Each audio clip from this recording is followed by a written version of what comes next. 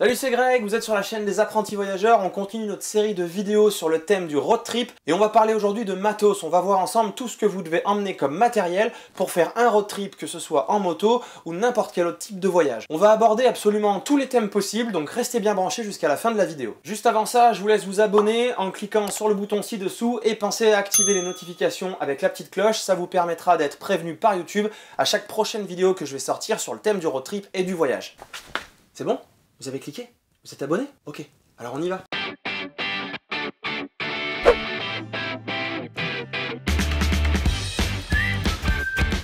Et voilà, tout ce que vous devez emmener dans un road trip moto ou en voyage est ici. Donc maintenant ce qu'on va faire, c'est que je vais vous présenter chaque objet un par un. Pour vous montrer tout le matos dont vous avez besoin, je vais utiliser ma checklist que j'utilise depuis plusieurs années, que ce soit pour du voyage ou pour partir en road trip moto. Si vous en avez besoin, vous allez sur mon blog, je mets le lien sous la description de la vidéo et vous me faites un petit message et je vous l'enverrai par mail, il n'y a aucun souci. Bon, en échange d'un petit like et puis d'un petit abonnement, ce serait sympa. Bon alors on commence par le commencement avec les fringues. Moi ce que je vous recommande c'est d'utiliser des packing cubes. C'est ça. Les packing cubes c'est quelque chose de hyper pratique, je suis un grand fan de ça. Ça vous permet tout simplement de ranger vos affaires et de les organiser et de pouvoir prendre au fond de votre sac uniquement ce dont vous avez besoin et de ne pas mettre le bazar de partout et sortir les chaussettes et compagnie qui se promènent. C'est quelque chose qu'on trouve sur Amazon, je vous mettrai le lien dans la description de la vidéo. Autre petite astuce, je vous conseille de prendre un petit sac en tissu qui servira pour le linge sale. Ça évitera d'avoir du linge sale avec la vieille chaussette là qui se balade au milieu des affaires propres. J'ai trouvé ça aussi sur Amazon, vous avez le lien en dessous. Et puis quand du coup j'amène ça au lavage, c'est très simple, généralement je donne la totalité du sac et je leur dis vous me lavez même le sac, comme ça quand ça vous revient le sac est propre. Alors pour démarrer avec les fringues, on va démarrer tout de suite avec le plus simple, les sous-vêtements. Voilà, donc là aussi j'utilise un packing cube. Moi ce que je vous recommande c'est de ne pas partir avec trop d'affaires. Avant je partais avec 5 ou 7 jours d'affaires de rechange, c'est beaucoup trop, ça vous encombre, ça fait du poids, ça sert à rien. On pourra faire des lessives en cours de route, donc maintenant ce que je fais c'est que je pars avec 3 rechanges. J'ai ce que j'ai sur moi et 3 rechanges en plus. Allez maintenant, hop, on passe au t-shirt. Quoi? Comment ça ouvre? Non mais attends, tu rigoles. Et oh, tu veux pas voir mes slips Mickey et mes chaussettes rouges et jaunes à petit pois quand même? Non mais un petit peu d'intimité quoi. Non mais sérieusement, je vous jure. Bon, alors, les t-shirts. Voilà ce que je prends. Encore un packing cube. Là, comme je vous l'ai dit, j'en prends pas beaucoup. Donc ce que je fais, bon moi je suis plutôt chemise, donc je me prends 2 chemises, un t-shirt, et puis j'utilise aussi un vêtement strathermique là de chez Decathlon, c'est des vêtements chauds. Ça prend pas de place. Et c'est tout ce que je prends pour les vêtements de haut. De toute façon, quand vous allez être par exemple en bécane, vous allez forcément avoir des vêtements sur vous. Donc pour ces vêtements, je vous recommande de prendre du mérinos parce que s'il fait chaud, le mérinos, ça régule votre température de votre corps. Donc du coup, vous ne crèverez pas de chaud et ça sèche très vite. Donc vous savez, avec le sac à dos, là, même quand on est en randonnée, vous n'aurez pas la trace dans le dos bien trempée et quand on remet le sac, c'est hyper froid et désagréable. Non, ça, vous oubliez. Et puis, s'il fait froid et que vous êtes en bécane en haut d'un col, et bien là, c'est pareil, ça garde la chaleur de votre corps. Donc vraiment, c'est le matériel de rêve, c'est le matériel idéal. Donc je vous conseille de vous équiper en mérinos. Et voilà, c'est donc tout ce que je prends pour les hauts légers. Alors ensuite, on va regarder un petit peu ce que je prends au niveau des pantalons et des vestes. Donc là aussi, j'utilise un packing cube un peu plus grand parce que c'est des choses un peu plus volumineuses.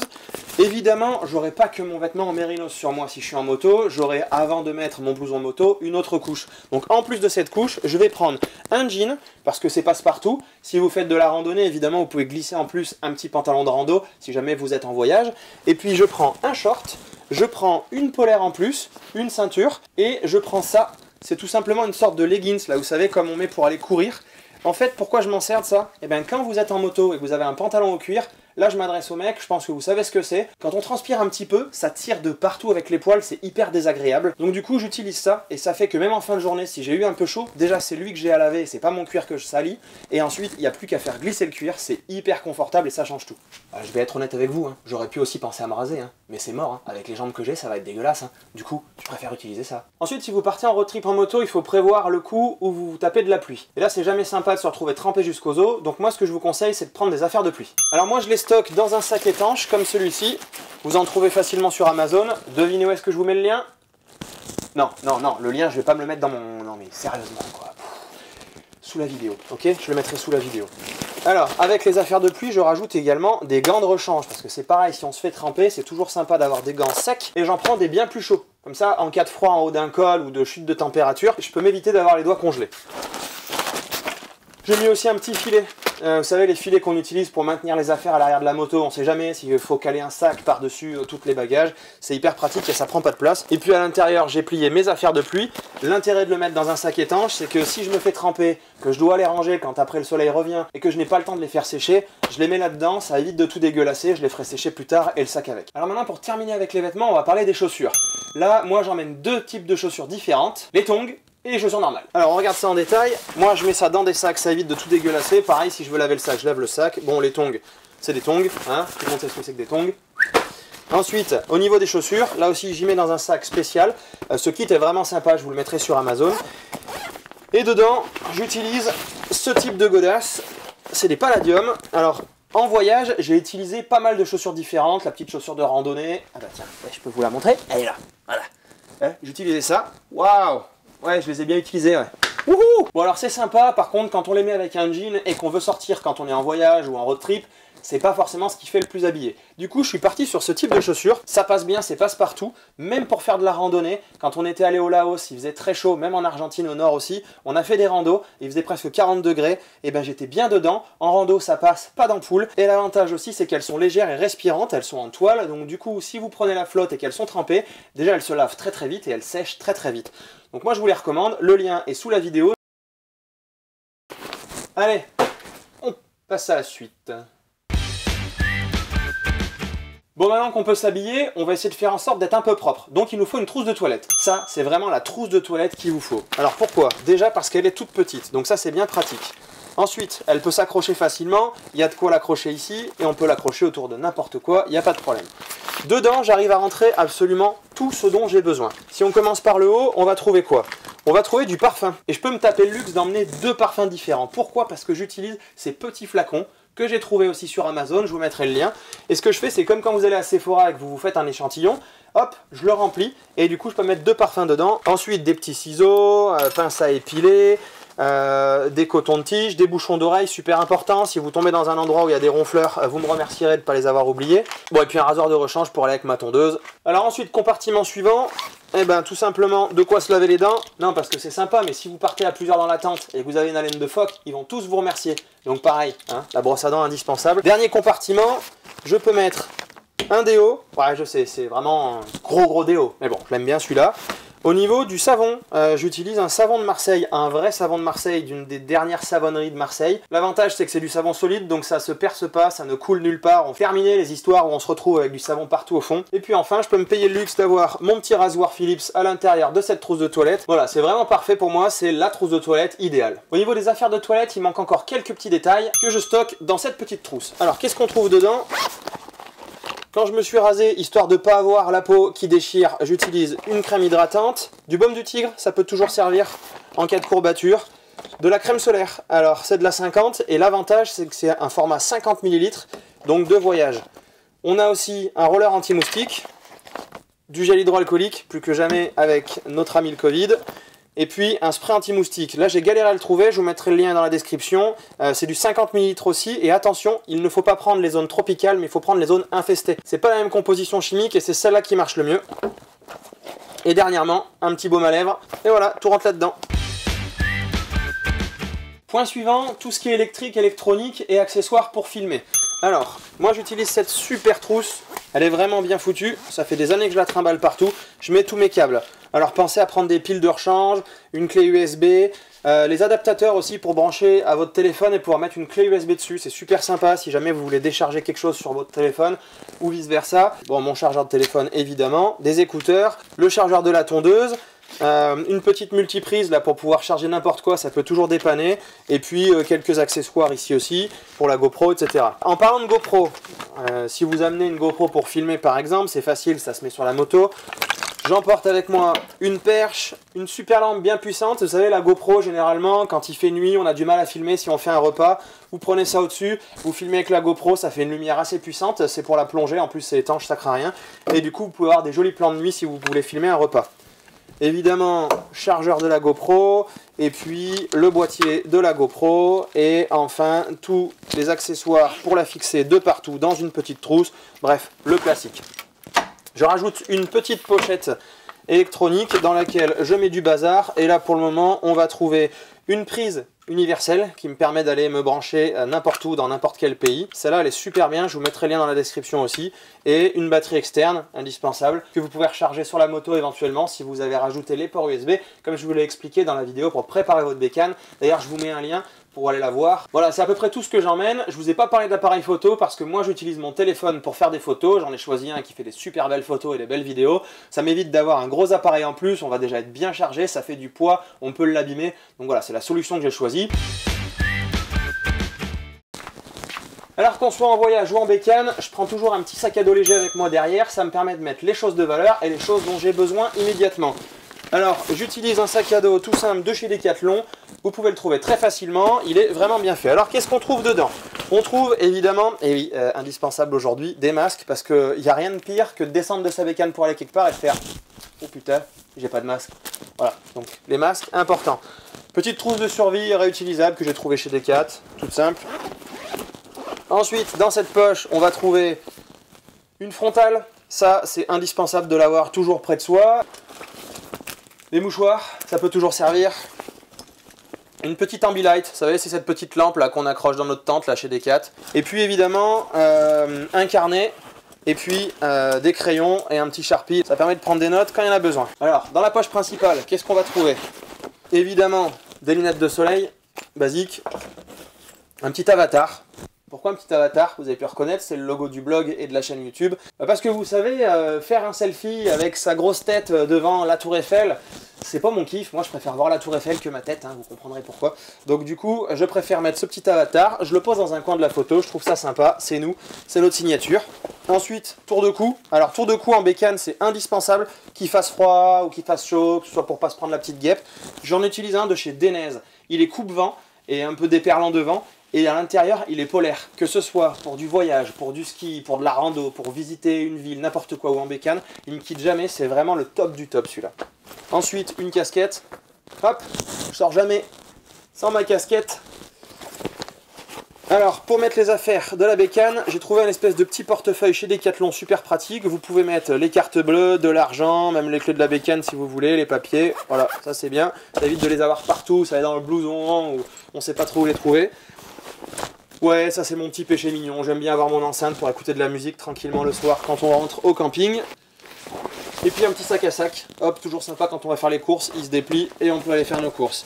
Juste là dans la poche de derrière, on va trouver deux trucs hyper importants. On va trouver un camel bag. Alors là, vous vous cassez pas la tête non plus, vous allez chez Decat, ils en ont des très très bien. Ça fait 2 litres, vous le remplissez de flotte et ça vous permet d'avoir de l'eau tout de suite accessible. Si vous êtes en voyage, en rando, c'est indispensable. Et si vous êtes en bécane, dès que vous faites une pause, hop, un petit coup de flotte. Il n'y a rien de mieux pour pas se déshydrater, avoir mal au crâne et être explosé le soir. Et ça permettra de profiter de l'apéro comme ça. Ensuite, dernière chose qu'on va trouver ici, c'est le double de mes papiers. Carte d'identité, permis, etc. Tout est ici. Alors je vous conseille aussi de faire un truc, c'est que vous les scannez, vous les prenez en photo et vous les mettez sur votre boîte mail Gmail. Comme ça, où que vous soyez dans le monde, si vous perdez vos papiers, vous les avez sur une adresse mail facilement accessible et puis vous les avez en double ici dans une pochette étanche. Voilà, c'est tout ce qu'on trouve dans ce sac à dos. Et ça me fait un sac à dos qui fait 7 kg à peu près en fonction de l'eau qu'il y a dedans. Je trouve que c'est correct pour un sac que je vais porter toute la journée. Petite précision, celui-ci dessous, il a, vous savez, la protection étanche qui va par-dessus si on prend la flotte. Si vous en achetez un qui ne l'a pas, je vous conseille vivement d'acheter une protection qui soit adaptée à votre sac. Bon alors maintenant on va parler de tout ce dont vous avez besoin pour dormir. Ouais, j'ai gardé ma casquette parce qu'avec le projecteur là-haut, il y en a franchement besoin, je vais me prendre un petit coup de soleil sur le pif sinon. Première chose la plus importante, la tente. Alors la tente c'est un débat, on peut avoir plusieurs choix de modèles différents. Si vous partez en trek, vous allez favoriser une tente hyper légère mais aussi hyper chère. Moi là, comme j'axe un petit peu cette vidéo sur le road trip en bécane, ce que j'ai fait c'est que j'ai trouvé un compromis entre le confort et le poids. J'ai pris cette tente chez Decathlon. Alors vous avez de nombreux modèles dans de nombreuses marques. Pourquoi j'ai pris Decat? Parce que je sais qu'il y a des pièces de rechange et qu'en cas de pépin, avec Decat, il n'y a pas de discussion. Généralement, c'est remplacé sans problème. Bon alors comme vous pouvez le voir, je suis parti sur une tente un peu balèze.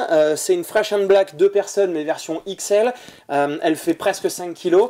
En fait, ce qu'il faut savoir, c'est que dans mes road trips, j'ai envie aussi d'emmener ma copine, et quand on part à plusieurs, on a tous envie d'emmener nos copines. On m'a demandé une tente dans laquelle le soleil ne réveille pas à 6 h du mat. et bien voilà, j'ai le produit parfait pour ça. Donc ce que j'aime bien avec cette tente, c'est que même si c'est une tente à arceaux, parce qu'évidemment vous vous imaginez pas avec la tente 2 secondes en mode Tortue Ninja sur l'autoroute avec votre bécane, elle se monte assez rapidement, elle est très facile à monter. À l'intérieur c'est assez grand, c'est assez haut, on peut poser les affaires avec nous si on veut, s'il pleut et qu'on veut les protéger. Voilà, moi c'est le choix que j'ai fait. Alors ensuite dans cette tente on va mettre un matelas. Alors là aussi il y a plein de solutions possibles. Soit vous achetez des tout petits matelas tout mini, vous regardez sur internet, vous avez plein de marques qui reviennent souvent, vous avez Nemo, vous avez Thermarest, vous avez Sea to Summit, il y en a pas mal. Le truc c'est qu'elles coûtent vraiment très cher et c'est pas toujours unanime au niveau des critiques. Alors moi je me suis pas cassé la tête, j'ai pris mon bon vieux matelas Decathlon, pareil il prend une place folle, je sais, mais il rentre dans mon sac J.V à l'arrière et il pèse que dalle. Il est facile à gonfler puisque c'est un auto-gonflant, donc j'ai pas eu envie de changer, je garde celui-là. Pour ma copine qui n'en avait pas, ce que j'ai fait c'est que j'ai vu que Decathlon faisait un modèle qui ressemble fortement à ceux des marques dont je vous ai parlé tout à l'heure. Donc voilà, je suis allé chez Decathlon et j'ai choisi le modèle qui me convenait avec un bon rapport entre poids, prix et confort. Alors ensuite, pour protéger la tente et surtout le matelas, j'utilise un tapis de sol de 4 mètres par 3 mètres qu'on trouve chez Decathlon aussi.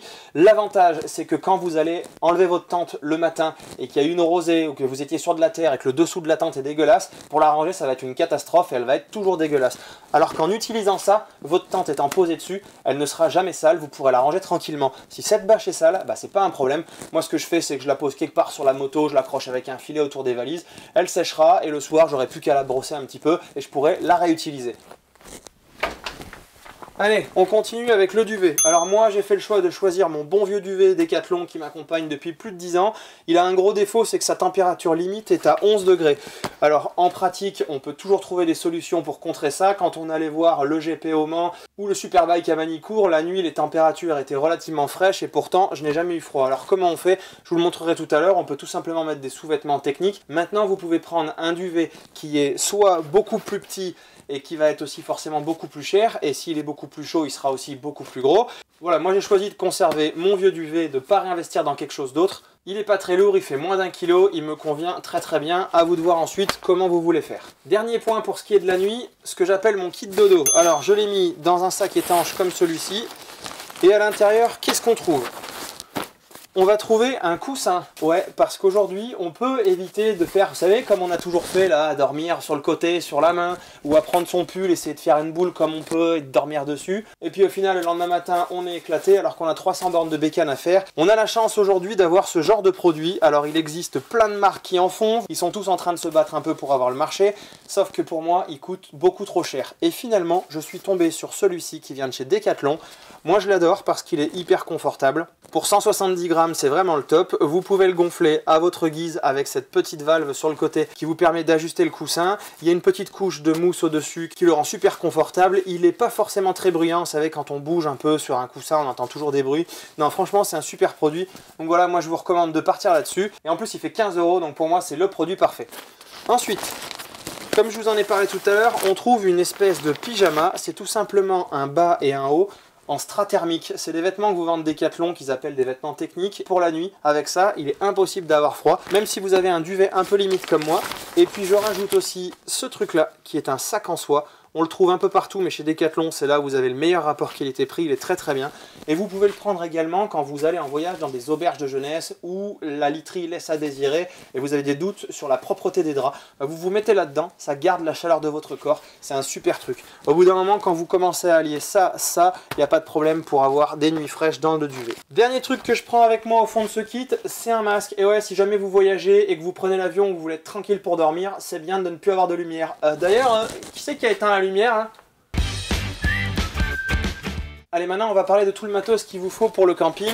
Alors moi j'emmène ce qu'on appelle un tarp, vous savez c'est cette énorme bâche qu'on peut tendre entre deux arbres, il y a des piquets et de la corde qui est fournie avec. Je vous mets le lien dans la description de cette vidéo, celui-là est vraiment pratique. Si jamais vous êtes en bécane, que vous prenez une grosse averse d'un coup et que vous ne voulez pas continuer à rouler sous la pluie ou vous abriter, il vous suffit d'avoir deux arbres et vous pouvez tendre ça tranquillement. Pratique à avoir. Ensuite, dans ce sac, je trouve tout le bazar de camping. Alors ça, vous allez reconnaître, du PQ, ça peut toujours être utile. Je ne veux pas trop vous décrire, je pense que vous savez comment ça fonctionne. On va trouver là-dedans aussi une petite pelle et une petite balayette. Alors pourquoi je prends ça, vous allez dire? Eh bien tout simplement parce que quand vous rentrez, sortez de la tente, que ce soit avec les chaussures de moto, avec les tongs, au bout d'un moment, ça va être tout dégueulasse. Et si la tente, c'est votre maison pour 3 semaines, vous serez bien content de pouvoir passer un petit coup dedans. Alors ensuite, on va trouver une paille filtrante. Alors ça, c'est un peu plus si vous partez en voyage. Vous savez, c'est cette paille qui filtre plus de 99% des bactéries. Vous pourriez même boire dans une flaque ou dans des marécages avec ça. Ensuite, indispensable, on va prendre des sacs poubelles.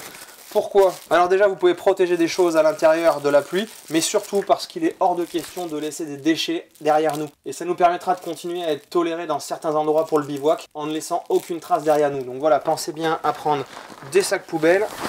Ensuite, on va trouver ce truc qui est absolument génial, que je branche sur une batterie externe. C'est un ruban de LED en fait que vous pouvez accrocher de plein de manières différentes. Il y a des aimants, il y a des accroches, il y a plein de choses. Et ça vous permettra d'avoir de la lumière le soir quand vous êtes sur votre campement. Vous tendez ça entre deux bécanes, vous mettez ça à l'intérieur de la tente. Et dernier truc qui est discutable, parce qu'il prend beaucoup de place et qu'il est assez lourd, c'est une pelle de camping. Alors celle-ci, ce que je trouve sympa, c'est qu'elle contient plusieurs outils dedans. Alors vous allez me dire, qu'est-ce qu'il fait avec ça? Pourquoi il s'encombre? Eh bien tout simplement parce que si jamais vous arrivez sur un endroit pour faire le bivouac et que vous vous rendez compte que l'endroit n'est pas très plat ou qu'il y a des cailloux, qu'il faut gratter un peu, ce sera toujours mieux de le faire avec une pelle. Et puis si jamais vous êtes en off-road et que vous êtes complètement pris dans la boue, plutôt que de gratter avec les mains et avec les gants, ce sera beaucoup plus simple de le faire avec une pelle pour se sortir d'une galère. Alors tout à l'heure, je vous ai dit qu'il fallait prendre seulement 3 jours de rechange pour les vêtements, tout simplement parce qu'on va faire des lessives. Donc moi, c'est pour ça que j'emmène avec moi ce petit tendeur super pratique avec des pinces pour attacher les vêtements. Et puis dans cette petite trousse, je vais toujours emporter avec moi du génie sans frotter que j'ai mis à l'intérieur de ces petits tubes en silicone. Alors ça, je vous mets le lien dans la description de la vidéo, c'est super pratique, ça se trouve sur Amazon par kit de 4. À l'intérieur, vous pouvez mettre du savon, du shampoing, de la crème solaire. Ils sont étanches, ils sont super bien foutus. Ils ont une petite ventouse pour accrocher dans la douche. C'est très pratique, donc je vous recommande d'avoir ça avec vous. Et moi, je mets mon génie sans frotter dedans. Et puis on trouve ici quelques passes à linge pour accrocher mes vêtements et une autre corde à linge toute simple qui se tend avec 2 petits tendeurs, on peut accrocher les choses dessus. Voilà, c'est ce qui me permet de voyager légèrement avec seulement 3 jours de fringues de rechange. Ok, dernier truc qui va peut-être faire crier certains au scandale parce que je m'encombre encore, mais c'est tout simplement une chaise de camping. Alors pourquoi je prends ça et que je me rajoute 1 kg dans mes affaires et encore un peu de place? Et bien tout simplement parce que même si on est assis sur la bécane pendant tout le long du parcours, en fin de journée si on est crevé, la seule envie qu'on va avoir c'est de se mettre dans une chaise bien confortable pour prendre l'apéro tranquillement avec les collègues. Avant d'arriver à ce choix qui peut vous paraître encombrant, j'ai essayé plusieurs autres solutions. J'ai d'abord essayé celle-là. Bon, on va pas se le cacher, c'est pas ce qu'il y a de plus confortable, on va pas le retenir. Alors du coup, j'ai essayé celle-là. Alors là, c'est clair que j'étais beaucoup plus confortable. En revanche, pour mettre ça sur la bécane, ça va franchement être compliqué. Voilà au final pourquoi j'en suis arrivé à ça. Elle est hyper simple à monter. En quelques secondes, vous n'avez aucun souci à déployer tous les bâtons et à mettre ensuite le tissu qui va faire office d'assise. Et là, vous pouvez tranquillement vous poser dans cette chaise et profiter de la soirée autour du feu de camp avec les collègues. Tout à l'heure, j'ai oublié de vous parler de 2 choses quand on parlait de trousses de toilette. Évidemment, des lingettes bébés, ça vous permet de faire une petite toilette de chat si jamais vous n'avez pas l'occasion de trouver une douche. Parce que je vous le rappelle, si vous partez à plusieurs et que vous êtes dans la tente, vous n'allez pas vous faire des copains si vous sentez le phoque. Alors ça, c'est un truc qu'il faut prendre avec vous. Et puis si vous avez l'occasion de prendre une douche, eh bien moi, je vous conseille de prendre une serviette microfibre puisque ça prend pas de place. Alors j'ai fait plusieurs essais, vous en trouvez chez Decat, mais je trouve qu'elles sentent mauvais quand elles sèchent. Et après avoir fait plusieurs essais, je vais vous mettre dans la description de cette vidéo la serviette qui est pour moi le meilleur compromis et qui ne sent jamais mauvais. Alors ensuite, on va parler d'un truc super important puisqu'on va parler de bouffe. Moi, j'arrive à rentrer tout ce qu'il me faut pour me faire à manger dans ce packing cube. C'est super pratique. Alors déjà, pour pouvoir faire à manger, il vous faut un truc pour réchauffer la nourriture. Alors vous savez, quand on est en vacances et qu'on part avec les collègues, on a envie de se faire des petites grillades avec un petit rosé. Alors du coup, j'étais parti sur cette solution, mais franchement, je me suis vite rendu compte que c'était pas le top, ça allait être un petit peu lourd. Du coup, dans les possibilités qui nous restent, on va évidemment choisir un réchaud, et là, vous avez 2 solutions. Soit vous appelez votre banque et vous leur dites que vous allez faire un crédit sur 20 ans pour vous payer un Jetboil. Qu'est-ce que c'est le Jetboil? Vous savez, c'est ce réchaud qui vous permet de chauffer de l'eau en un temps record. Eh oui, bienvenue dans ce record du monde. Aujourd'hui, nous allons essayer de battre le record du monde pour faire bouillir de l'eau. Attention, on en est à 37 secondes, c'est un record qui s'annonce. Oh là là, et oui, ça y est, on voit que ça frémit. Formidable, nous avons réussi, c'est le nouveau record. Ok, clairement on est en vacances, je suis pas sûr qu'on soit à 7 secondes pour faire bouillir de l'eau. Et puis du coup, laisser plus de 100 balles pour un réchaud, c'est pas forcément ce que je vais choisir. Alors moi, j'ai trouvé cette solution. Comment ça, c'est une boîte? Mais non, ce qu'il y a dedans, je vous jure. C'est un réchaud super pratique qui, une fois déployé, est hyper stable. Franchement, je suis du genre maladroit, donc le réchaud qui s'empile sur une bouteille de gaz, c'est pas trop mon truc avec la casserole par-dessus. C'est pour ça que j'ai choisi celui-là. Une fois qu'il est complètement ouvert, il est très stable et il y a une grande surface pour poser les aliments dessus. Et donc son avantage, c'est que la bouteille de gaz est déportée. On la visse sur le côté et ensuite il est équipé de ce petit bouton qui est le système piezo qui nous permet de faire une étincelle. Et quand vous avez ouvert le petit robinet de gaz, ça l'allume instantanément, c'est hyper pratique. Alors vous l'avez remarqué, je suis pas parti du Made in France avec du camping gaz, tout simplement parce que leur système de clips ne va pas se trouver partout en Europe ni dans le monde. Et pour éviter de se retrouver en galère, je suis parti sur un système qui se visse. Et dans ce kit, on va trouver un adaptateur qui est fourni avec, qui vous permet quand même de mettre le système camping gaz dessus. Alors ensuite, dans mon kit popote, moi je rajoute ce truc, et ça c'est vraiment génial. Quand il y a un peu de soleil, ça vous permet d'avoir un teint éclatant pendant vos vacances. Mais non, je déconne, c'est tout simplement un paravent. Vous mettez votre feu à l'intérieur et peu importe qu'il y ait du vent ou une tempête, vous n'aurez jamais votre feu qui s'éteint et vous pourrez quand même cuisiner. C'est très petit, très léger, ça prend très peu de place, donc je vous recommande de prendre ça avec vous. Alors ensuite, qu'est-ce qu'on va trouver là-dedans? On va trouver un petit peu de liquide vaisselle pour pouvoir nettoyer votre vaisselle. Et du coup, je pense bien le mettre dans un sac étanche, ça évite d'avoir un drame au fond des affaires. Dans ce petit spray, je vais rajouter de l'huile d'olive. Alors là, il est vide puisque j'aime pas la laisser traîner, mais à chaque fois je le recharge et c'est toujours pratique pour cuisiner. On a ensuite, dans ce petit sac, les couverts. Bon bah là, il n'y a rien de formidable, hein, c'est des couverts, tout ce qu'il y a de plus simple. Il y a juste cette cuillère qui est vraiment pratique puisqu'elle s'agrandit. Et quand vous vous faites un sac lyophilisé, vous pouvez aller mélanger au fond et aller chercher ce qu'il y a à l'intérieur. Donc ça, vous la trouvez sur Amazon, je vous mets aussi le lien dans la description de la vidéo. On trouve évidemment un briquet, même si j'ai le système piezo, on ne sait jamais si c'est en rade, ça permet d'allumer le gaz. Au niveau des gobelets et des verres, j'ai trouvé ce système super pratique. Alors vous avez aussi Sit2Summit qui le fait, mais il coûte un bras. Et vous permettent avec un rien de place d'avoir votre gobelet, que ce soit pour le café ou pour l'eau. Très pratique. Alors ensuite on arrive sur la popote à proprement parler. Alors là plusieurs solutions et plusieurs matières. Soit vous partez sur de l'aluminium, mais on sait aujourd'hui que chauffer à une certaine température, il y a des molécules qui peuvent passer dans la nourriture et que c'est cancérigène. Donc c'est pas le choix que j'ai retenu. Vous avez aussi le titane qui est très léger mais qui s'abîme un peu vite et qui va coûter très cher. Alors moi je suis resté sur le bon vieil inox. L'avantage qu'il a, c'est que vous pouvez le mettre directement dans le feu si vous voulez faire bouillir de l'eau ou réchauffer des aliments. Et quand il est tout noirci, avec du sable, vous frottez et ça part et ça dure très longtemps. Alors au-dessus, on a une petite gamelle qui fait office d'assiette. Ils fournissent avec une poignée, ça vous permet de la prendre quand elle est chaude. Moi, je mets dedans une petite raclette qui est très pratique pour tourner les aliments. On trouve à l'intérieur aussi une petite éponge pour faire la vaisselle et puis une microfibre pour sécher ou pour nettoyer. On a une bouteille de gaz en rechange et puis on a cette superbe assiette de chez Sit2Summit. D'un côté, vous avez planche à découper, c'est fait pour. Alors c'est plutôt un bol, l'assiette elle était beaucoup plus grande, elle rentrait pas dedans. Et voilà, comme le système des gobelets, vous pouvez la mettre en tout petit gabarit, ça prend pas de place. Et puis quand vous l'augmentez, ça fait 500 ml. C'est vraiment un super objet et ça on le trouve aussi chez Decathlon. Et enfin la popote, rien de spécial, c'est une casserole qu'on peut prendre aussi avec le manche qu'ils fournissent avec. Donc voilà, c'est ça que j'utilise pour me faire la bouffe. Voilà, donc je pense que si vous avez tout ça, vous avez largement de quoi cuisiner. Et puis comme je vous l'ai dit tout à l'heure, ça peut rentrer dans ce packing cube, c'est vraiment super pratique.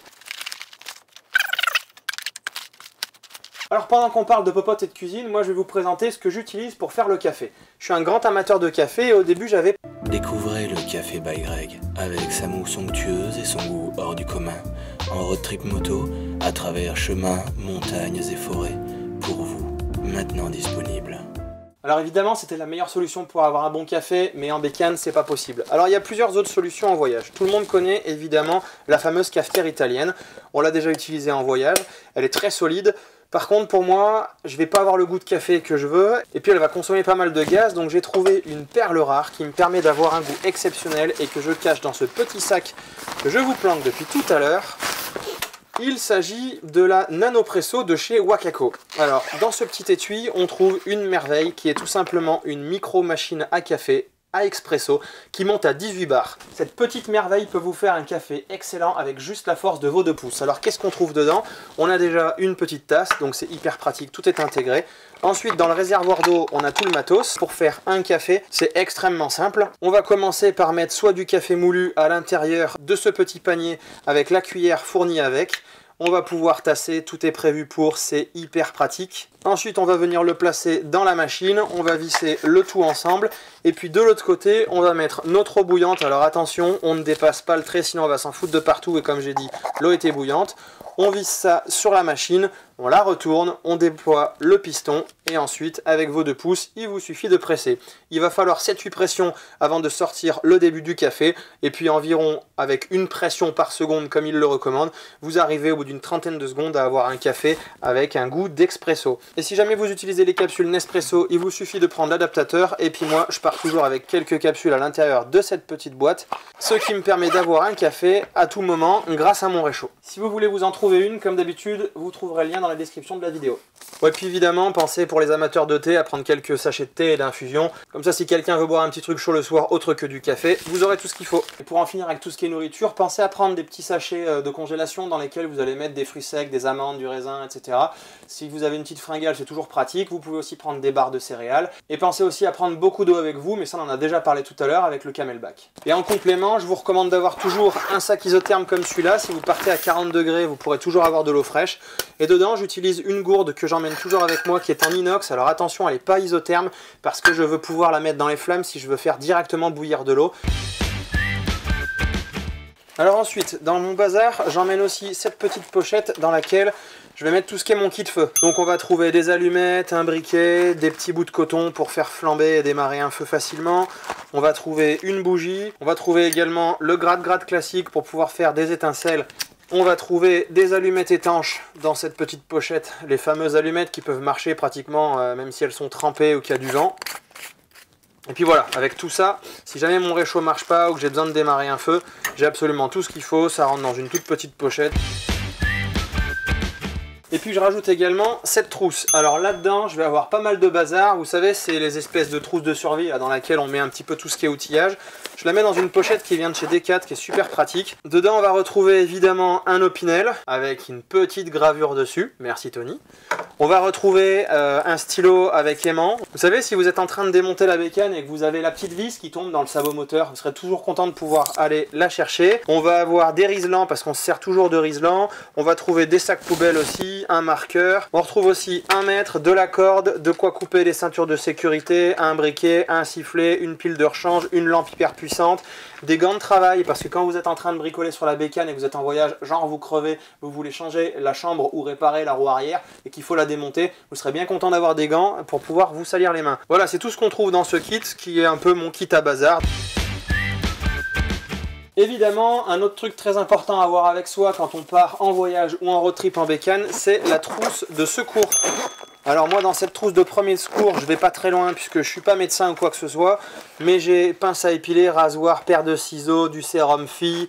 Ici on trouve la fameuse couverture de survie, on trouve des pansements, on trouve des compresses, on trouve du Doliprane. Voilà, tout ce qui est de base dans une trousse de survie, du sparadrap. J'ai aussi pas mal de lingettes désinfectantes là-bas dessous. Bon, voilà, on espère qu'on n'en aura pas besoin, mais c'est très important de l'avoir avec soi. Donc pensez à vous en constituer une. Bon, et puis évidemment, vous le savez, quand on part en bécane, il peut y avoir des aléas, donc on a besoin d'outils pour bricoler la bécane. C'est pourquoi moi j'emmène ma caisse à outils. Mais non, je déconne, évidemment, on va pas prendre un truc encombrant comme ça. Alors du coup, ce que je vais faire, c'est que comme je voudrais prendre le temps de vous expliquer tous les outils que je prends avec moi en road trip, en moto, je vais faire une vidéo spéciale pour vous parler de tout ça. Donc je vais vous décrire absolument tout ce que j'emmène qui concerne la moto et tout ce que je stocke dans la moto, sous la selle, tout ce qui me sert pour me dépanner en cas de pépin. Voilà, du coup, pensez bien à vous abonner, restez branchés à la chaîne, activez les notifications, comme ça YouTube vous dira quand cette vidéo sortira et ça va être très prochainement. Pour en parler rapidement, il y aura tout ce qui est la trousse d'outils de bord, vous l'avez souvent qui est livré avec votre moto, mais on va aussi penser à prendre par exemple un kit anti-crevaison, un peu d'huile, peut-être un câble de rechange pour l'embrayage, des chambres à air de rechange si vous partez en off-road et que vous aurez peut-être besoin de les changer ou de les réparer, de l'huile pour la chaîne également, si vous partez faire plusieurs milliers de kilomètres, c'est toujours bien d'avoir une chaîne qui est très bien graissée. Enfin bref, voilà, tout ça vous le verrez en détail dans la vidéo que je vous ferai sur les outils à prendre dans votre bécane. Dernier truc que je rajoute de temps en temps dans mes affaires, c'est peut-être des jeux. Alors vous pouvez prendre soit des cartes, soit un bon blanc manger coco. Ça, si vous connaissez, c'est un truc excellent pour jouer avec les potes le soir. Bon, par contre, soyez bien accrochés, c'est un truc qu'il faut prendre au 18e degré. Bon ben voilà, je crois qu'on a fait le tour de tout ce qu'il faut pour faire un road trip ou partir en voyage pour être complètement autonome. Du coup maintenant je vais vous montrer comment j'arrive à faire rentrer tout ce bazar dans les bagages de la moto. Alors au niveau du rangement, je vais pas passer trop de temps dessus puisque ce que j'aimerais faire c'est vous montrer exactement en conditions réelles, donc pendant un road trip, comment est-ce qu'on range les choses et comment est-ce que c'est facile de s'organiser pour pouvoir s'y retrouver. Je vous en parle quand même d'une manière générale. Dans la cavalière de gauche, je vais mettre tout ce qui sont mes packing cubes de vêtements. Je vais rajouter les chaussures, les tongs, tout ce qui va être aussi les trousses de toilette et puis ma serviette de toilette et ça devrait suffire à la remplir. Ensuite, dans la cavalière de droite, je vais mettre mon duvet pour qu'il soit tout le temps au sec et puis je vais rajouter avec tout ce qui sont mes petits kits que j'ai ici, que ce soit le kit dodo, que ce soit la trousse de secours, le kit feu, etc.